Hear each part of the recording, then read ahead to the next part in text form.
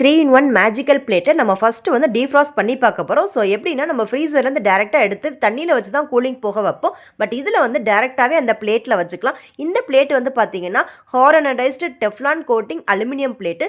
So இது வந்து பார்த்தீங்கன்னா உங்களுக்கு டக்குன்னு மெல்ட் ஆயிரும். ஸோ நீங்கள் எவ்வளோ குவான்டிட்டி வைக்கிறீங்களோ அந்த அளவுக்கு தகுந்த மாதிரி மெல்ட் ஆயிரும். இந்த பிளேட்டை நம்ம அடுப்புலையும் வச்சுக்கலாங்கிறதுனால நீங்கள் அடுப்பில் வச்சுட்டு டேரெக்டாக அதில் வச்சிங்கன்னா கூட உங்களுக்கு சீக்கிரமாகவே இது மெல்ட் ஆயிரும். கொஞ்சம் நேரத்திலே பாருங்கள் எவ்வளோ மெல்ட் ஆயிடுச்சுன்னு. அதே மாதிரி டேஸ்ட்டும் எந்த காம்ப்ரமைஸும் இல்லை. ஸோ நம்ம நார்மலாக சட்டியில் அடுப்பில் வைக்கும்போது பார்த்தீங்கன்னா அடியில் வந்து கருப்பாயிடும். பட் இந்த பிளேட்டை வச்சுட்டு அதுக்கு மேலே வச்சு சமைக்கும் போது பார்த்தீங்கன்னா உங்களுக்கு பாத்திரங்களில் அடி பிடிக்காது. நியூவாகவே இருக்கும் எப்போவுமே யுட்டென்சில்ஸ் எல்லாமே.